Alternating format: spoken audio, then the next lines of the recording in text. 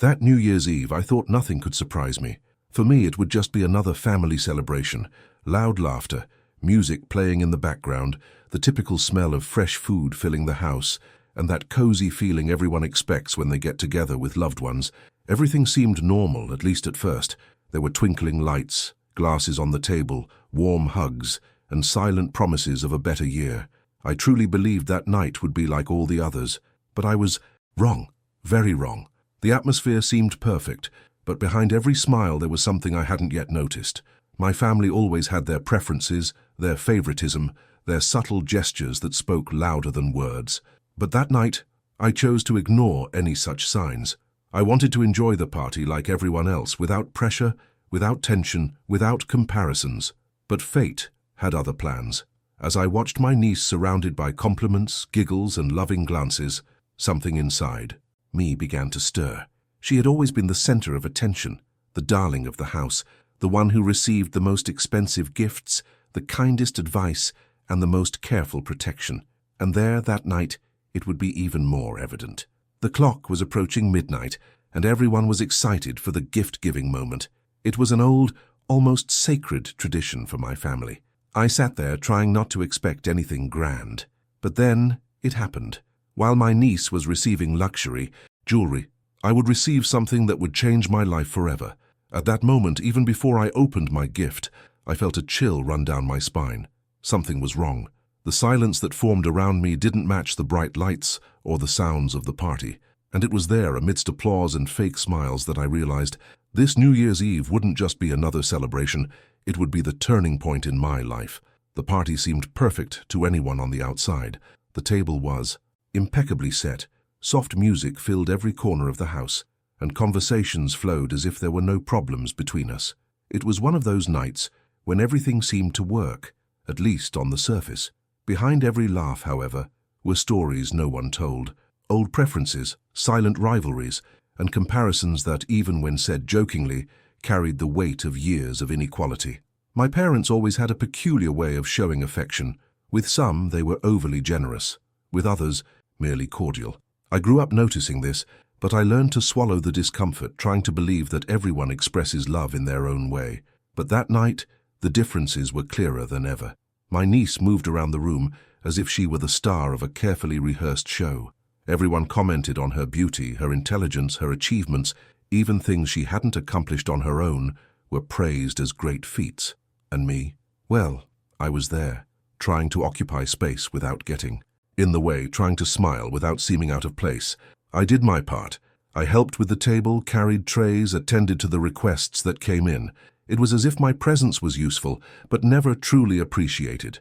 Even so, I tried to keep the peace.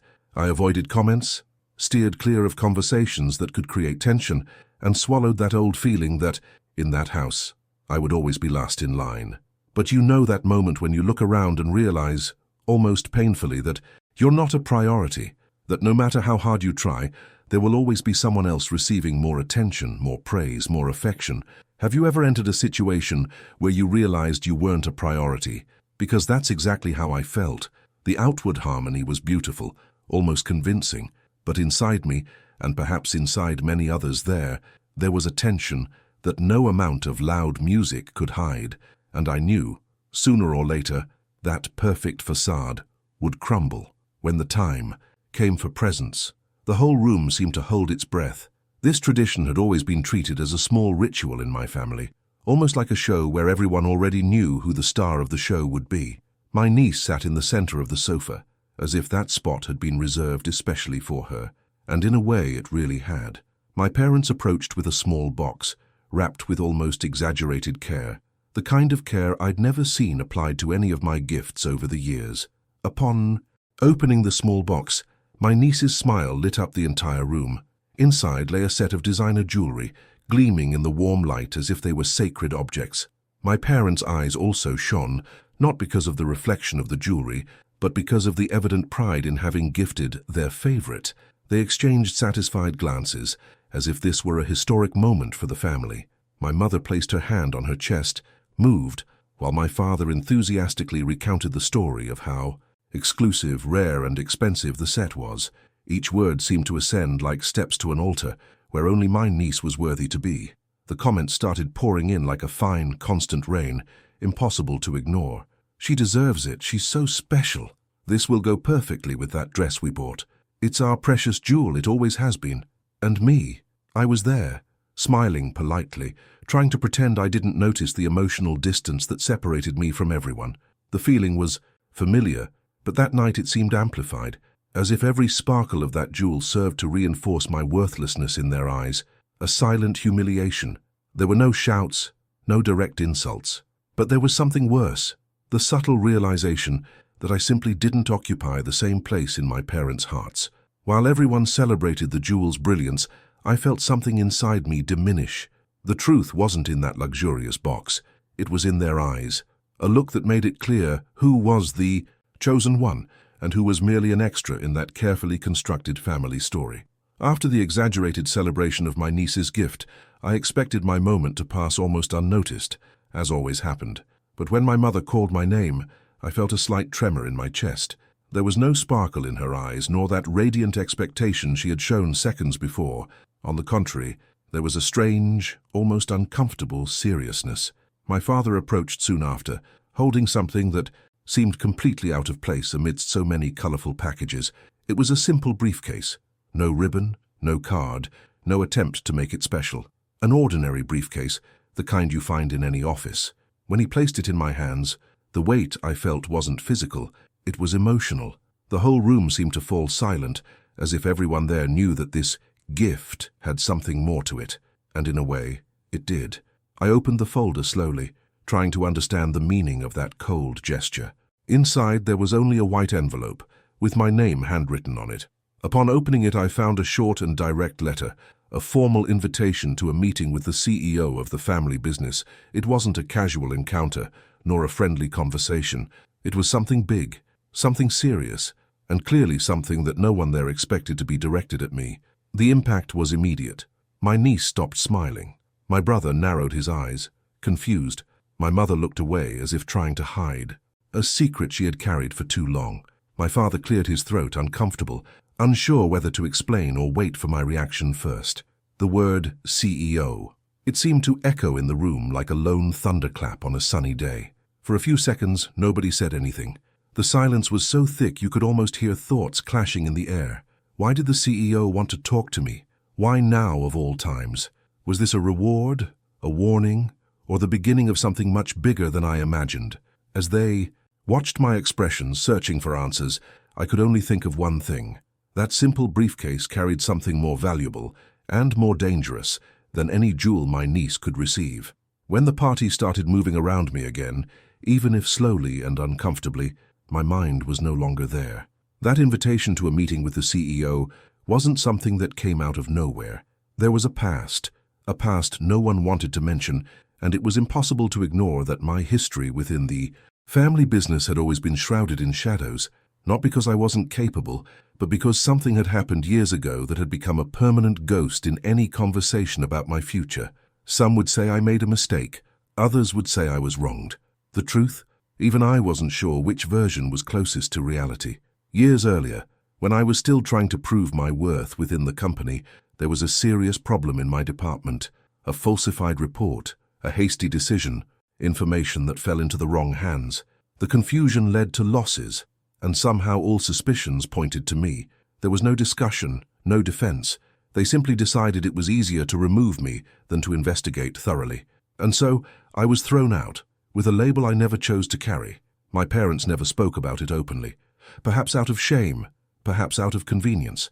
My niece and brother always perpetuated the narrative that I was the weak one, the clumsy one, someone who couldn't be taken seriously.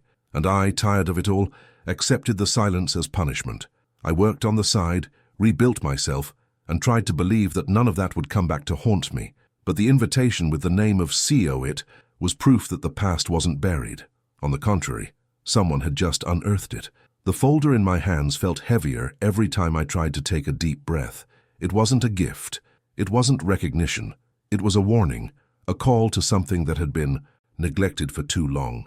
Something that for some reason was now resurfacing on that very night when my family was celebrating glitz, luxury, and favoritism. And then, the question that had been hammering in my head became impossible to ignore, pulsing like a silent warning. Why does the CEO want to speak with me right now? The answer? I didn't have it yet, but I knew that when I found it, my life would never be the same. That night, which should have ended with fireworks and celebrations, turned into a whirlwind in my mind. After everyone went back to chatting and pretending everything was normal, I stepped away for a few minutes, trying to breathe. The invitation to the meeting with the CEO seemed to pulsate inside the folder, as if it had a life of its own. Every time I looked at it, I felt the weight of years of uncertainty, poorly explained mistakes, and silences swallowed by force. When I got home, already in the early hours of the morning, I sat on the sofa without even taking off my shoes. The whole party kept replaying in my head like an imperfect film, full of abrupt cuts and unresolved scenes.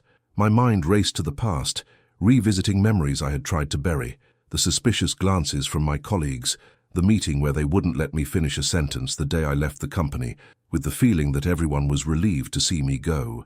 Each memory returned now with cruel clarity. Anxiety tightened my chest, creating a knot impossible to untie. It was as if two worlds were colliding inside me, the fear of reliving everything that hurt me, and the silent hope of finally understanding what had really happened. The conflict was so strong that it almost hurt to breathe. It was then that the question took shape in my head, clear, direct, impossible to ignore. Am I about to lose everything, or finally discover the truth? I spent hours staring at the ceiling, imagining all possible scenarios. Maybe the CEO just wanted to officially end my relationship with the company. Maybe some new evidence had surfaced of my supposed mistake, or who knows, something much bigger was at stake, something my parents had tried to hide, something that now simply could no longer be swept under the rug. The suspense seemed to grow with each passing minute, as if time itself were pushing me towards something inevitable. Sleep was impossible. Anticipation consumed the night, and when the sun finally began to rise, I knew that day would be different from all the others. The meeting was scheduled, and whether I liked it or not, I would have to face everything I had tried to avoid for years. On the appointed day, I walked to the company building as if crossing uncharted territory. It had been years since I'd set foot there, but nothing seemed to have changed. The mirrored facade reflecting the sky, the impeccable reception area, the corporate silence that intimidated even those accustomed to working in that environment. Upon entering, the security guards looked at me with almost exaggerated seriousness. They asked for my ID, signature, fingerprint, protocols I didn't remember being so strict. It was as if I were entering territory reserved only for important people, or for people who were about to face great truths. I was led to the top floor by a receptionist who barely spoke. Each step down the carpeted hallway seemed to echo with the racing sound of my heart. When the door to the CEO's office opened, I felt a chill run down my spine. The room was immense, with giant windows offering a view of the entire city, and there, seated behind an impeccably crafted wooden desk, was he, the man who oversaw everything my family had built. He stood up and extended his hand, firm and confident. The gesture carried authority, but also something unexpected: respect. Before I could say anything, he invited me to sit down. The silence that followed was so heavy, you could almost feel it in the air. "You must be wondering why I called." "You here," he began, and I just shook my head.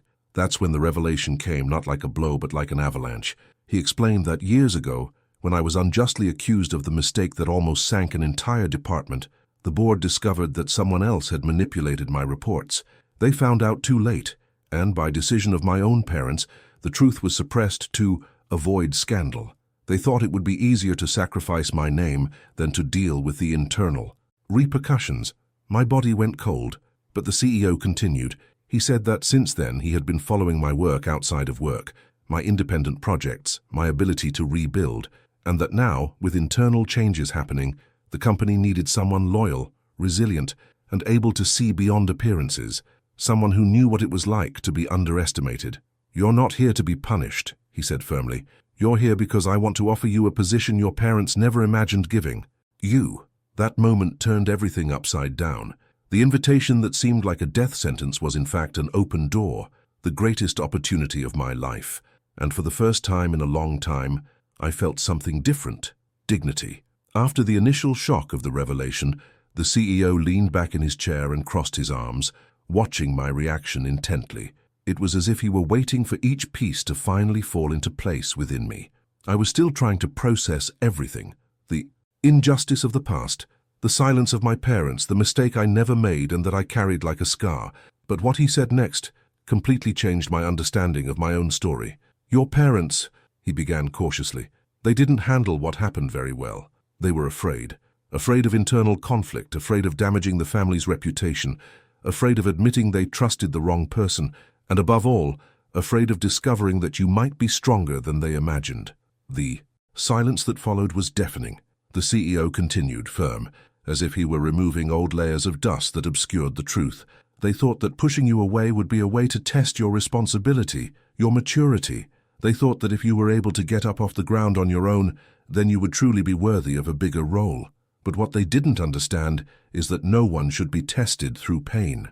I felt a deep weight in my chest, not just hurt, but the strange sensation of discovering a story I was never allowed to hear. And now? I asked, my voice low, almost hoarse. It was then that the CEO stood up, walked to the window, and pointed towards the horizon. Now, you need to know something your parents didn't have the courage to admit. From the beginning, you were always the chosen one, even before the mistake, before the mistrust, before the estrangement. They planned for you to take over the company in the future, but they let fear ruin everything. My body became paralyzed. He turned around, looked directly into my eyes and said, I want to correct this. The company is going through major changes, and we need someone with your vision, your resilience, your ability to survive what others couldn't. The position I'm offering isn't just important, it's higher than anything your family ever imagined you could achieve. That moment seemed surreal. All the pain, all the doubt, all the silences. Now they were part of a purpose I never knew existed. The invitation, which seemed like punishment, was actually recognition.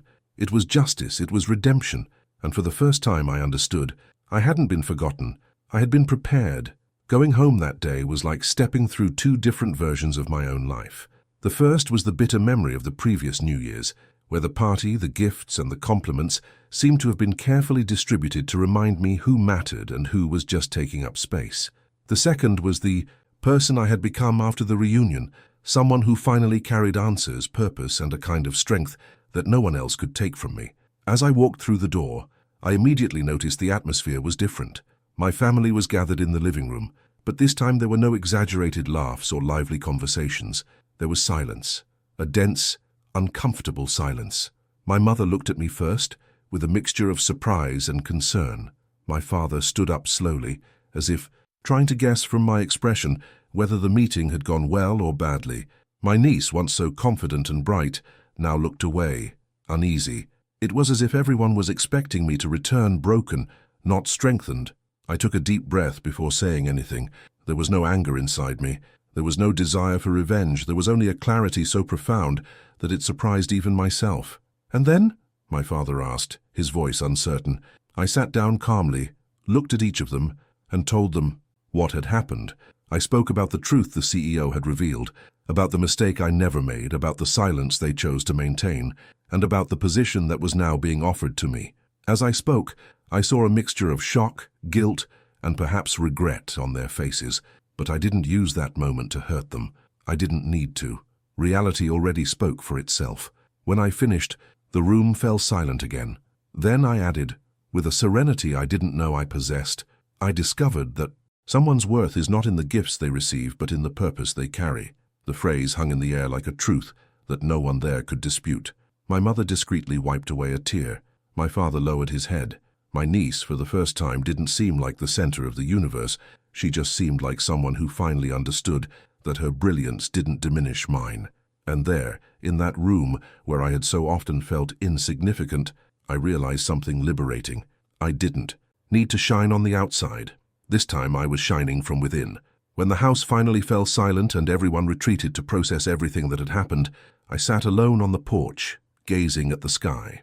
The neighborhood lights still shone like small echoes of the New Year's celebration, but inside me, something much greater than any celebration was happening. I thought about everything I had lived through, the favoritism, the silence, the veiled humiliation, the unfair judgments, and now, the revelation that completely transformed the path ahead of me. It was strange to realize that, while others received material glory, I received something invisible, but infinitely more powerful. That night, I realized a truth that had taken me years to understand. While some gain brilliance in their bodies, others gain brilliance in their destiny. And that's exactly what happened to me. My journey was never about receiving expensive gifts, immediate recognition, or embellished praise. It was about resilience, about strength, about purpose, about that which no one can buy, trade, or steal. I took a deep breath, feeling a warm relief spread through my chest. For the first time, there was no weight, no hurt, no comparison. There was only clarity. I understood that New Year's Eve hadn't been a night of humiliation. It had been the gateway to my truth. A strange, unexpected, uncomfortable, but necessary gift. A gift that gave me something no one there could have predicted. And that's when the phrase, simple yet powerful, took shape in my thoughts as if it had always been there, waiting to be recognized. That new year, I didn't receive jewels. I received the truth, and it was worth more than gold. The truth gave me back my story. It gave me back my place. It gave me back the chance to move forward with dignity, without having to prove anything to those who never wanted to see it. Now, the decision was mine. And destiny finally, too. Have you ever been in a situation where you thought you had received the worst gift, but then realized it was a blessing in disguise? Share your story in the comments and send this video to someone who needs a reminder that destiny always rewards those who remain steadfast.